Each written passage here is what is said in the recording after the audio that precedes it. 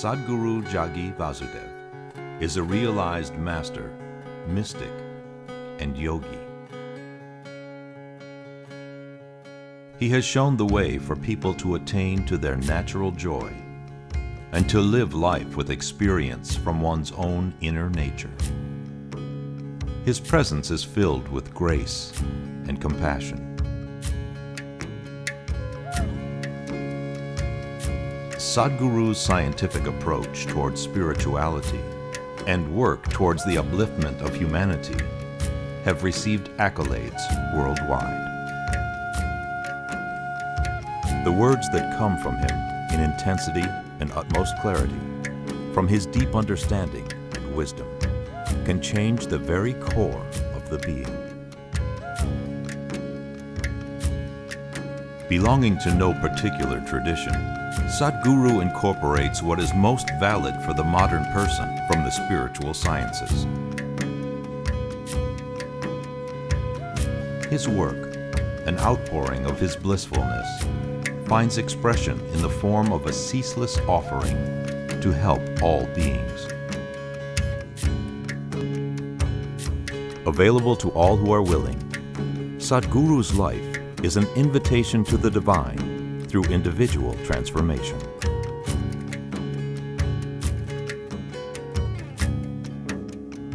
Welcome to the silent revolution of self-realization.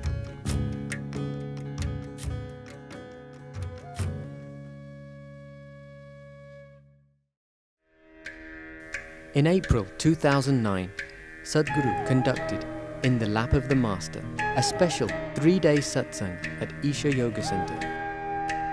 Music by Sounds of Isha set their very own tone, while an array of cultural programs added color and flavor.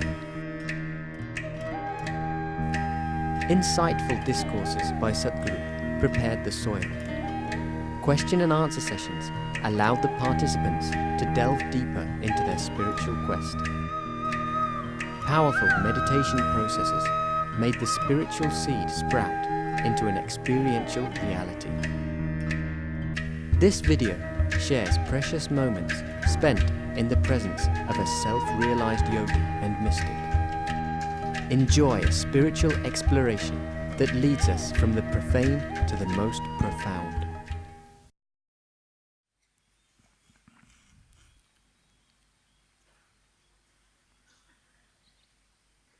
The morning is cool, but it's going to be a hot day. Just like life.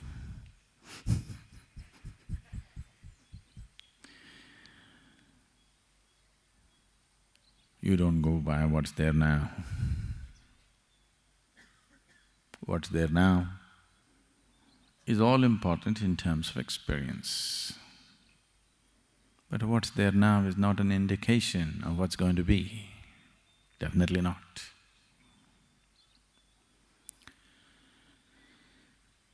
The process of what we call as life,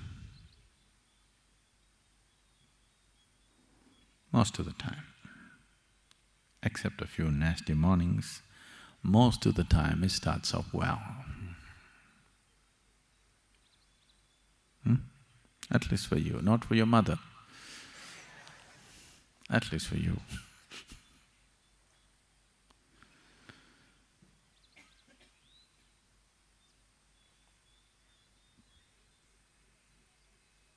Not that everybody's life, something wrong has to happen.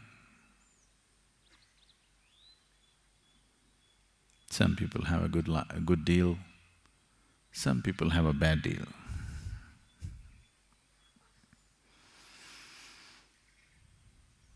With the family, money, careers, business, partners that you choose, children that you bear,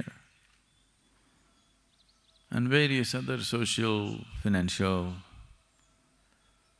emotional situations. Some people have a good deal, some people have a bad deal.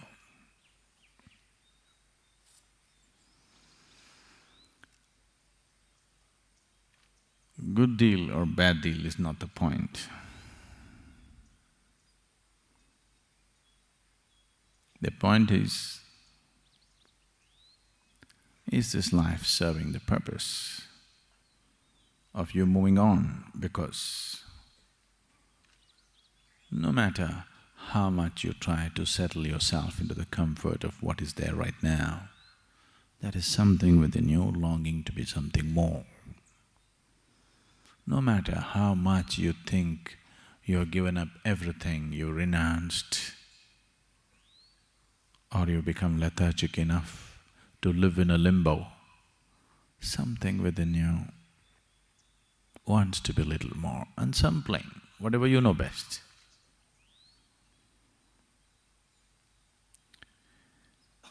Either you can keep this longing, just coming to terms with it. This is how life is. Some fulfillment, some frustration, some gain, some pain. These are all the philosophies people propound to solace themselves, to tranquilize themselves, to stay half asleep. You are right now? They pulled you out of the bed and brought you? Even if they're beating the drum,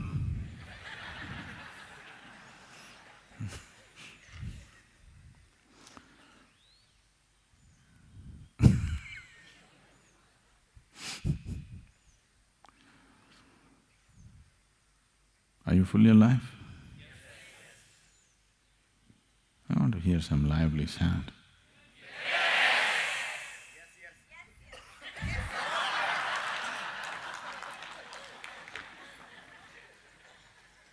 So whenever I ask you, are you on? You say,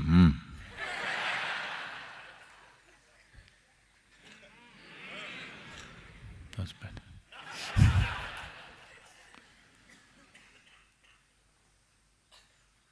So,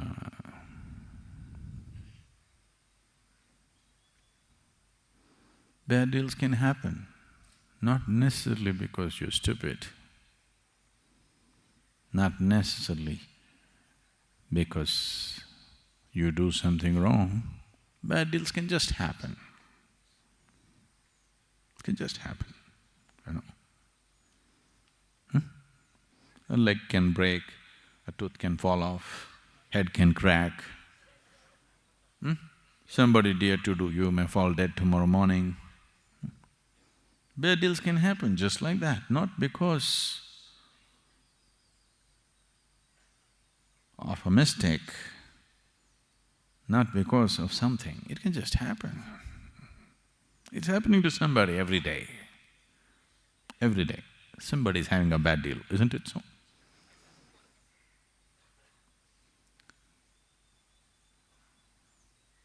Even if you try to do something very good, even then bad deals can happen. Many people around you claim they know how it will come.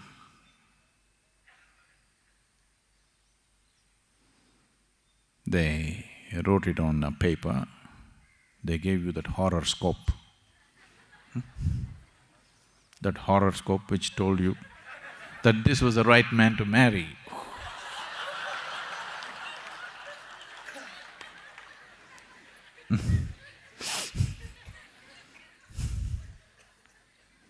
And in how many ways you discovered? How many ways?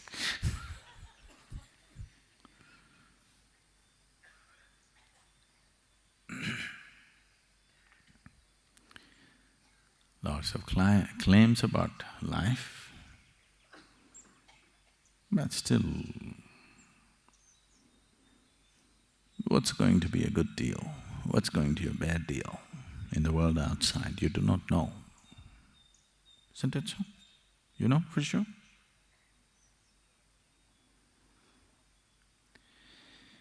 So, if you have substantial experience of life, When I say substantial, for most of us, one is not enough. When we are reminded that there has been a substantial experience of life, going through the same game over and over and over again, then you will not long for immortality. You will want to see what's beyond life. Oh, is this because there's something wrong with life? No, nothing wrong with it. It's just that it's limited. But there is something here which does not like the limited.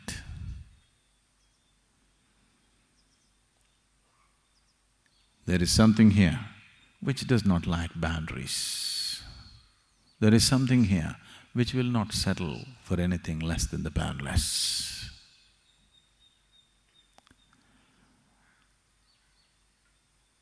In the evolutionary process, you can see from a single-celled animal to all that has happened now, from that single-celled animal to who you are right now. All that's been happening is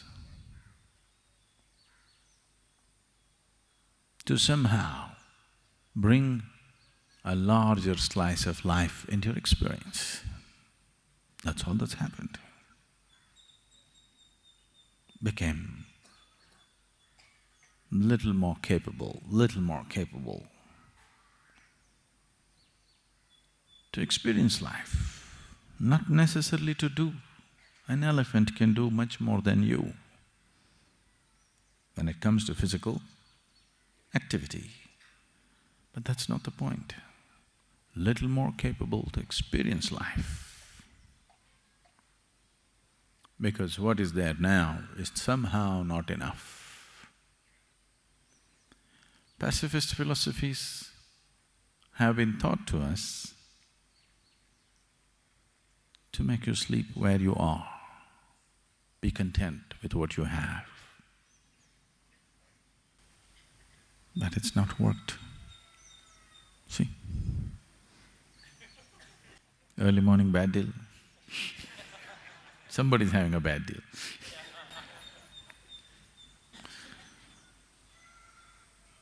See?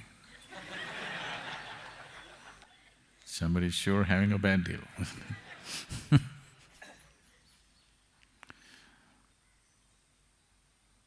Lost your child, lost your mommy. It's not a small bad deal, it's a big bad deal.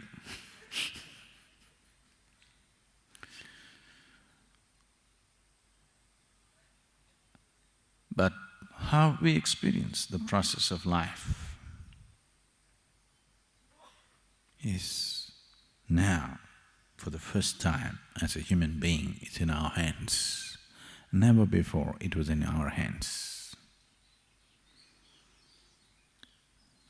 In the process of evolution, all these millions of life forms that this might have gone through,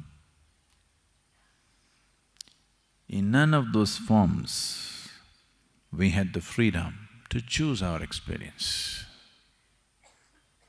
Even now, we don't have absolute choice to choose our situations, but we have been given the freedom to choose our experience. Whatever kind of deal,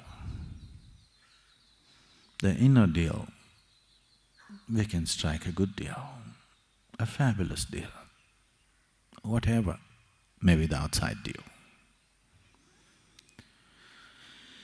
This one huge step of consciousness sets a human being apart. No other animal is able to determine the nature of his experience.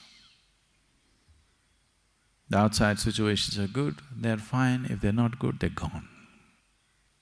But this one is capable of having an inner situation the way he wants it, no matter what may be happening around him.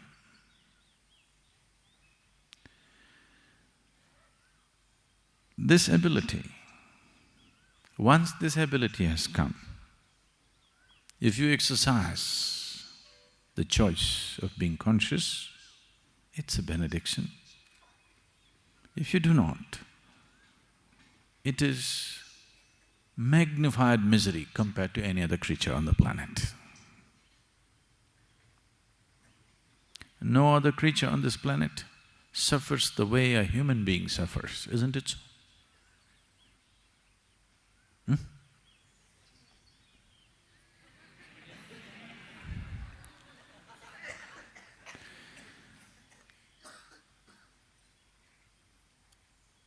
No other creature on this planet can suffer the way a human being suffers. It's deep.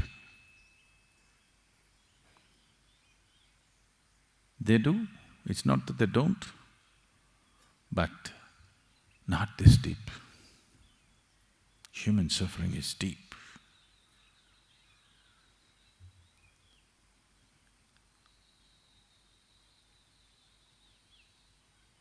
This suffering is as deep as it is. Not because life is suffering. A lot of people have come to this. So if life becomes very sweet and beautiful within you, the experience of life, the more blissful it becomes, more the longing for transcendence. People are always thinking, the suffering will seek. No. Those who are suffering, if you dangle a little bit of pleasure here, they will run after that. It's only one who is absolutely blissful, who will go straight on the path because nothing bothers him, nothing interests him. He's already in the most pleasant way a human being can be. Now he wants to go beyond, nothing else. Somebody who is suffering today, they say today, Sadhguru, I want mukti. Their idea of mukti is freedom from suffering? No. Mukti is not freedom from suffering.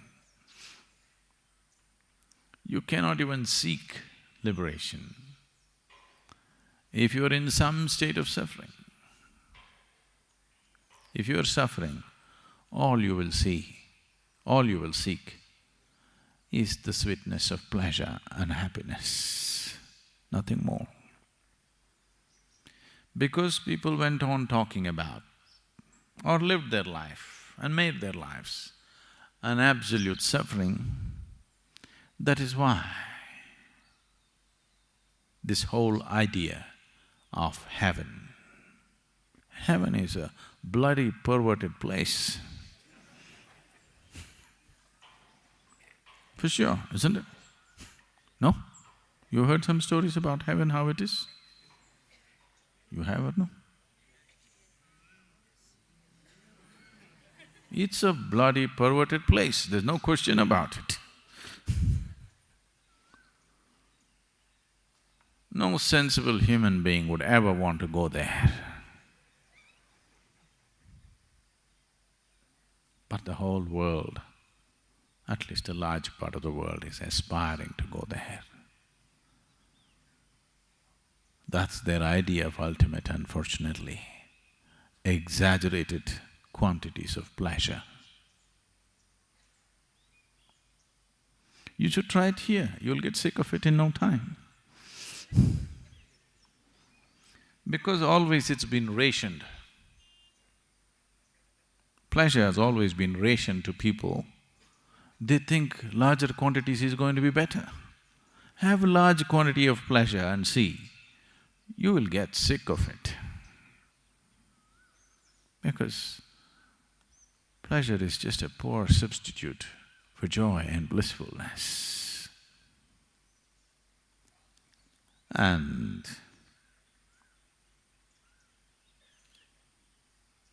this whole game of good deal, bad deal goes beyond life. Hell and heaven is just good deal and bad deal. Even when the deal is good, you can still suffer, isn't it so? Are you not capable?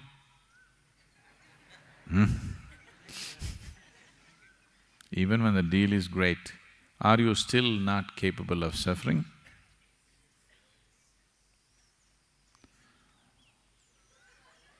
So if I export you to heaven,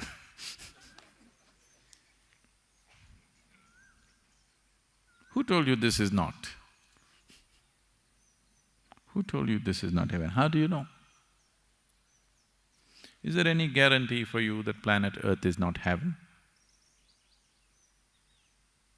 Do you know? Maybe you went through all that hard, bloody world somewhere and now you're in heaven. See, even the women are beautiful.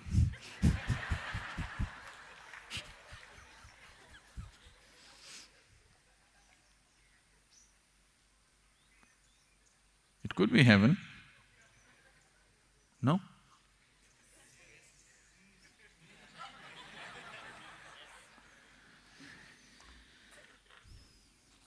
So if you'll end up in another place, it's not going to be any better. This silly idea they have sold for a few thousand years, it beats me. The power of marketing.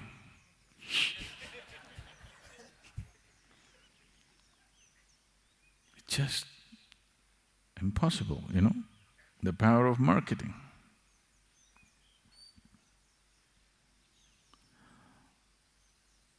Even a school-going child knows your physical body seeks oxygen, not carbon dioxide. Even a school-going child knows this. But see, they can pump carbon dioxide into a bottle and make you believe that's the best thing to drink on the planet.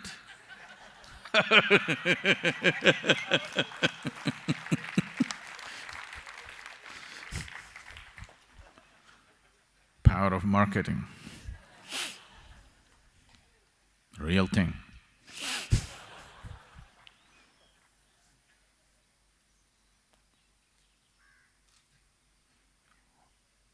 It is only the Indian farmers who found out the real purpose of these drinks, because they started using it on the plants. Plants like carbon dioxide. It's only the Indian farmers, the Andhra Pradesh farmers, who did the right thing with the real thing. They sprayed it on the plants and they found it works.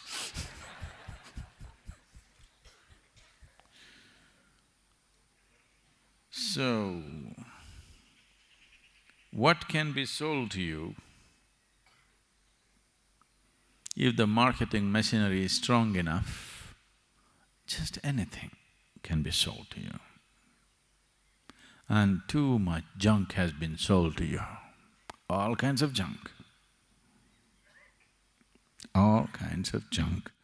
The general description of the heaven is such that I wouldn't want to go there.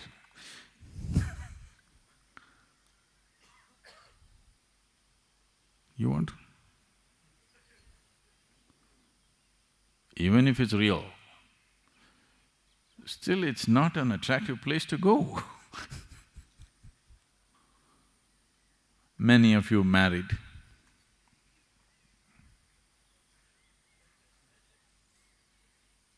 "12 wives, you want?"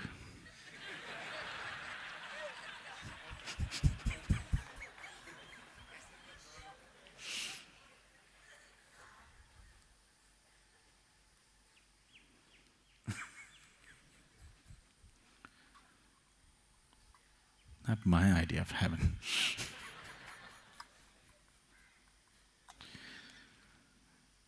So, definitely, this was concocted in a a truly perverted man's mind.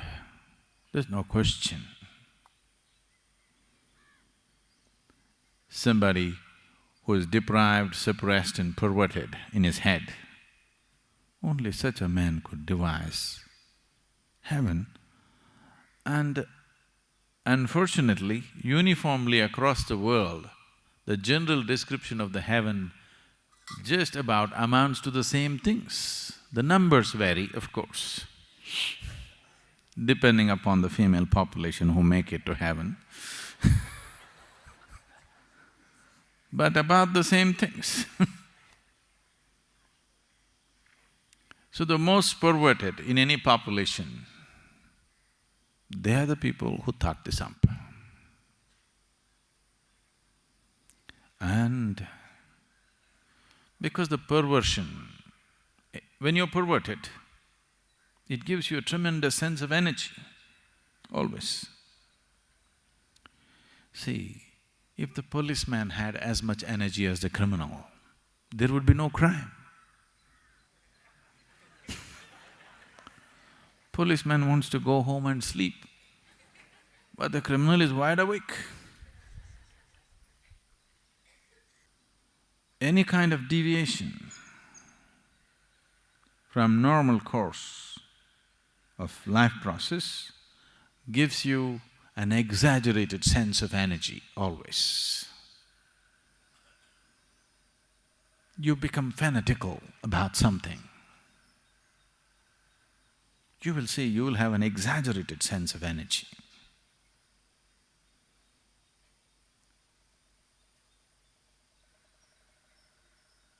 If you become very loving, blissful, you'll have a great sense of energy, but it will not expend itself the way a perverted mind will do.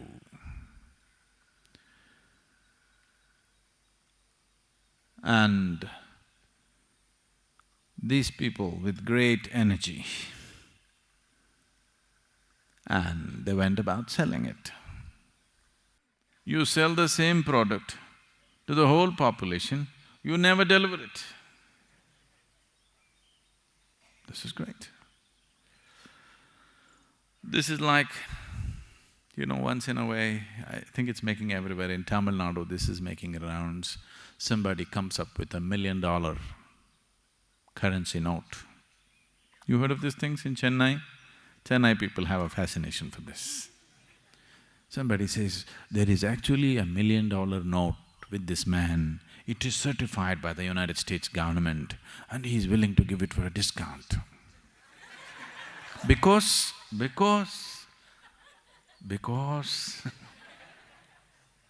he's going to give away $1 million for just 50,000 rupees. Because he loves you. And above all, he doesn't care for money. He just needs only 50,000. He does not need $1 million.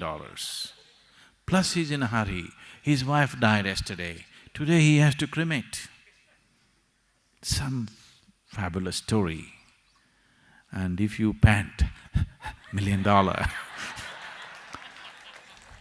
nothing, no great loss will happen, you'll just lose 50,000, that's all.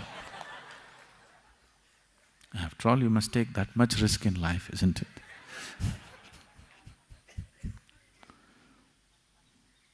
So this goes on and on and on.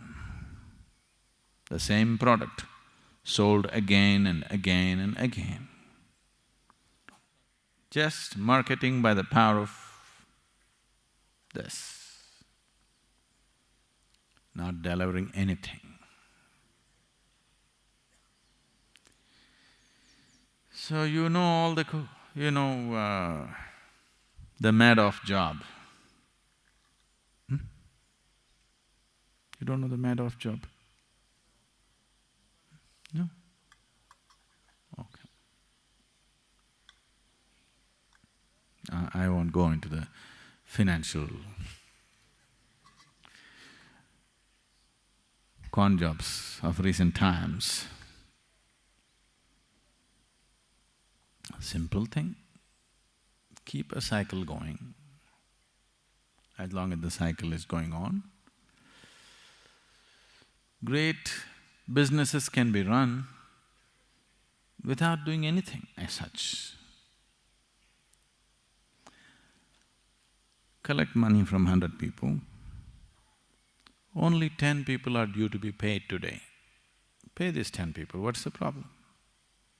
The cycle gets bigger and bigger and bigger. Collect money from 1,000 people and pay these 100 people, what is the problem? You don't have to do any business. You can just keep it going like this. One day you'll have a can in your hand. That day is not very far away for you. When death confronts you, you will see your can is empty. Nothing. Empty stories, all will evaporate. All stories, all gossip, all rumors that you heard about hell and heaven and God sitting there and welcoming you, all the damn stories will evaporate if death confronts you. You will be freaky shit scared. No? Because this is just a convenience.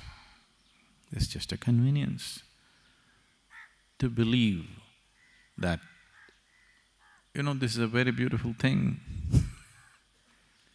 All the Hindus go straight to heaven.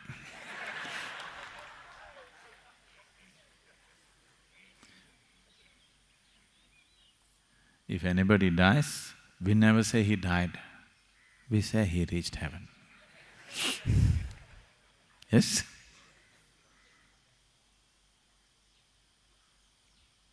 This is because everybody makes it to heaven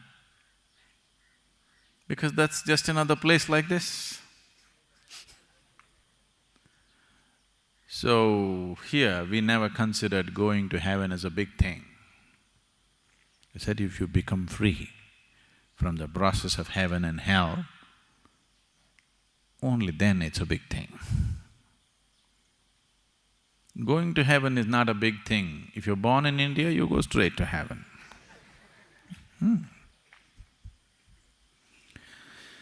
Because probably after living in India, wherever you go, it feels like heaven.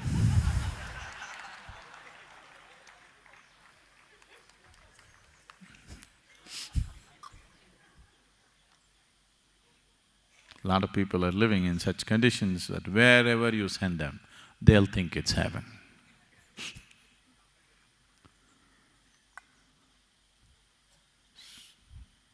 You're in the right place. If you want mukti, you may have to strive. But if you want to go to heaven, no problem. You're born in the right place, anyway you'll go to heaven. When you die, they'll print a card and say, he's reached heaven. It's printed. Have faith in the printed word. I'm not just ridiculing, this has happened across the world, isn't it so? The damn printed word is negating everything that's life. If you look around and let life speak, you will see the damn printed word is negating everything that life speaks. But still, it's printed. This is not printed, you have to be conscious to listen. That's printed. Any idiot who is literate can read it.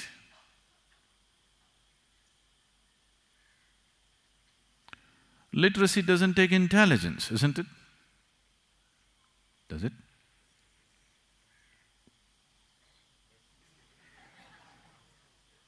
Does it? They're saying,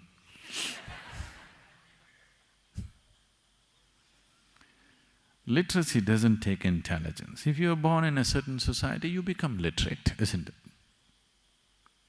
Every idiot becomes literate if you're born in a certain society where there is certain apparatus of education. And every fool can read this stuff, the printed word, which somebody says is sacred. It goes against life. it doesn't matter.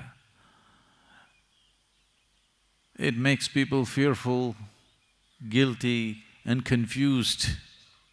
It doesn't matter. Only because it's so great, it can confuse a great mind like you. Isn't it?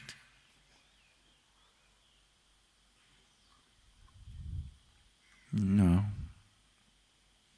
Causing confusion is very easy. Bringing clarity is another world. Bringing clarity into people is another thing. Causing confusion is very, very easy. It can be done.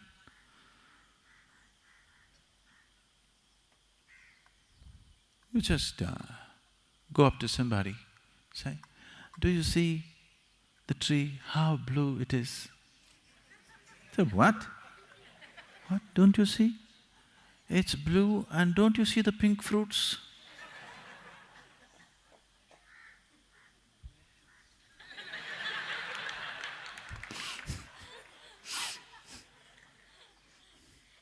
It's very easy to do this. They've been doing it for thousands of years. See, if somebody said, "This is a place of God," they should have demanded, "Put your life down here." They're asking only for 2 rupees. In ancient India, people themselves lived in huts, small shacks, without any amenities, but they went about building grand temples. Grand, superhuman effort. Looks like something of the divine should have touched them, because their own lives did not matter. How they lived, they did not care. These people at least are real believers, at least they believe. This is just a trick. All you're looking for is a pet, but a heavenly pet.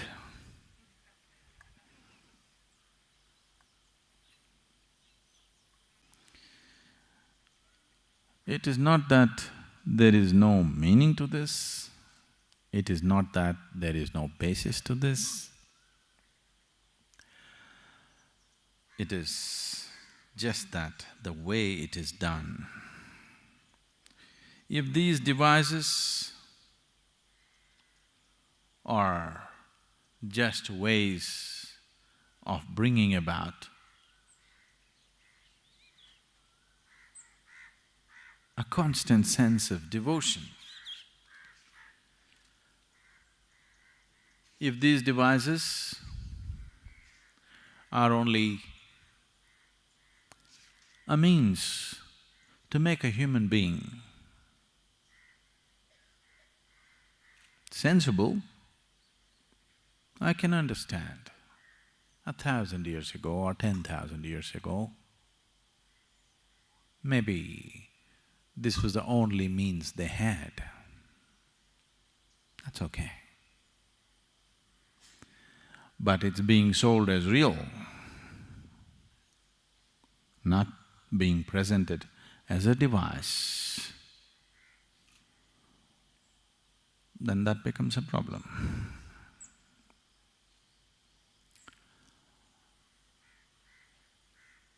So what is this whole search? Sadhguru, I'm not feeling any great search within me. All I feel like right now is breakfast.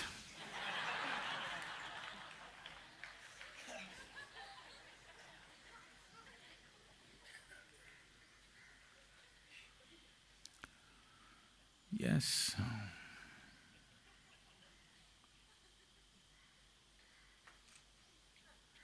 But you know, you're not yet in heaven. This is Isha Yoga Center. People don't eat breakfast here.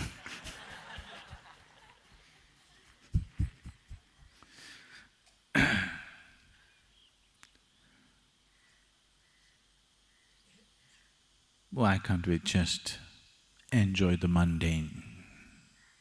In every little thing, why can't we find pleasure and joy and just do it? You must do that. If you cannot even do that, you're no good. You're no good for anything. If you cannot enjoy the sunrise, if you cannot enjoy the breakfast that you eat, if you cannot enjoy the air that you breathe, if you cannot enjoy the earth that you walk upon, you're simply no good for anything, because even birds and animals are doing it. Yes? So, if you're not even able to do that, this is sub-animal state. I believe that many of you managed to do that. So we are seeing what is the next possibility. Because there is something within you which longs. Either you put the longing to a little bit of sleep with too much breakfast, or you've confused the longing by creating false longings. See, whatever a human being is seeking, whether you're seeking money or you're seeking pleasure, you're seeking food, starting from the fundamental of food, because food is the first thing that you cried for when you were born, isn't it? See, that child you heard some time ago, he's been brainwashed, conditioned. Now he cries, "Mummy." No. First when he cried, first when you cried, food. Isn't it so? Even now, it's food that you're crying for, but it comes through mummy.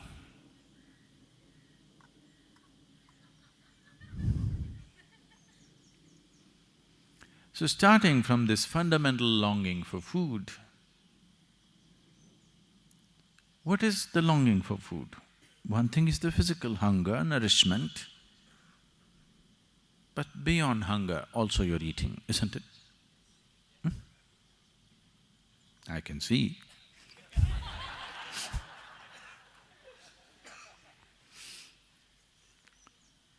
Food ingestion, digestion, assimilation is a way of taking something which is not a part of you and making it a part of you. If it happens on the lowest level, we call it food. If it happens on the highest level, we call it yoga. Yoga means union. In between, there are many ways. Sexuality, ambition, this one, that one, a million other ways. But the longing is for unity. Somewhere there is a longing to include something and become little larger than who you are right now. Starts with that fundamental cry of a child just born, which is just basic about food, then various types of cries will happen along the way. All these cries are confusing the fundamental longing to include, the essential longing. Hello? The essential longing is to include. By eating, by possessing, by conquering. These are all the crude ways of doing it. but the same longing, singular longing, right through your life. Please see, from the moment you were born, you're still crying for the same thing. You want to include something more as a part of yourself. All I'm telling you is, don't go by installments. Nobody ever does it that way. You cannot count. I think we can do it. We have 2 full days. All of you can start counting right now. 1, 2, 3, 4. I'm sure by Sunday evening we would have reached infinite if we do it incessantly. No? 2 days, non-stop counting, 48 hours. I think we can make it. Oh, you are a problem. 2 days of counting will get you to infinite? You do 1,000,000 years of counting, you will not get there. You're longing, whatever the longing for, whether it's for food, it's the pang of hunger, or lust, or ambition, conquest, it is the same longing. If you bring little more consciousness to this longing, you will see this is not what you're longing for. What you're longing for is inclusiveness. So you can confuse the fundamental longing with variety of things, running after this for 5 years, running after that for 10 years, running after another thing for 25 years. Then, when you're still wanting to run, it's gone.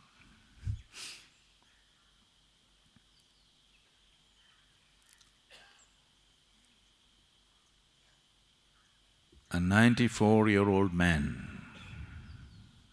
in Kentucky. You know what's Kentucky? These are people who breed horses. A 94-year-old man who lived on a horse ranch all his life, whose whole life and work is with studs. At 94, he married his 6th wife, who was only 18 years of age. You know, there's a large ranch.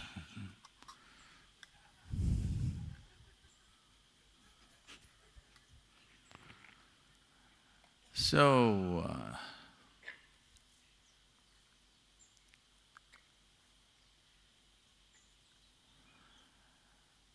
he met his wife on the first day.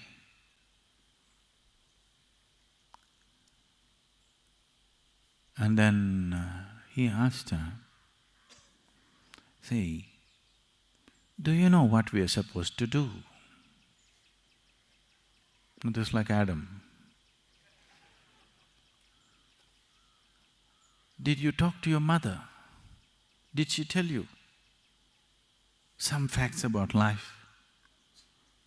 She said, "No, I did not speak to my mother. I do not know any facts about life." Then he said, "I think I know, but I've forgotten."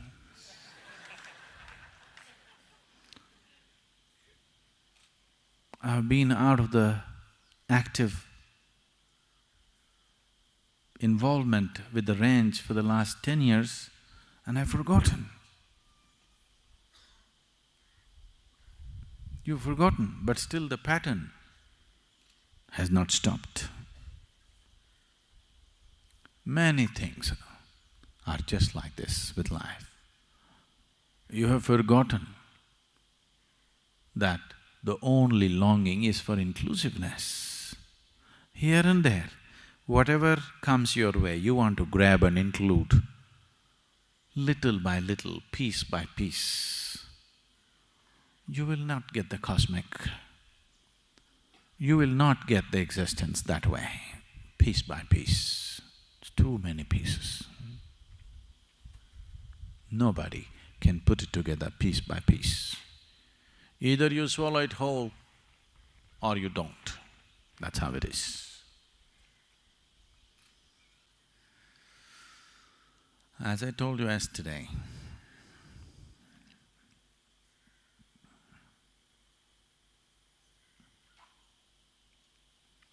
you must…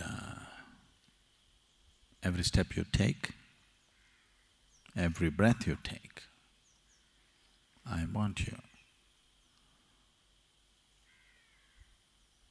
to see that whatever you're in touch with now, this planet, the air that you breathe, the sky, the mountain, everything, if you're willing to look at it in a certain way, is overwhelming. If you're willing to see that you as a person, though you can walk, talk, do this, that, you're still not grasped any one of them. You don't know. The blades of grass here may be laughing at your ignorance. They are actually. Do you hear? I want you to hear.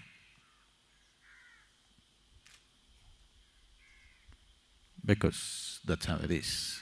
Everything here knows life except the human being. Because he was given the power to transcend life, he has chosen to go under. He was given the freedom, not just to be life, he could go above life, but most of them chose to go below. They're not even enjoying life as a tree is enjoying life. It only suffers if it has a bad deal. You're capable of suffering a good deal. No breakfast is a bad deal, but there's lunch coming at 9:30, that's a good deal.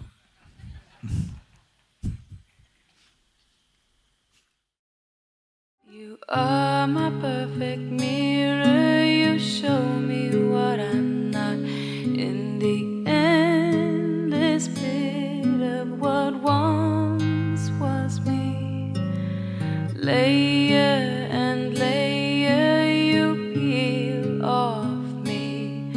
The pain it is, but the joy it brings. So thank you for showing me what I'm not, for showing me what I could be. Thank you endlessly.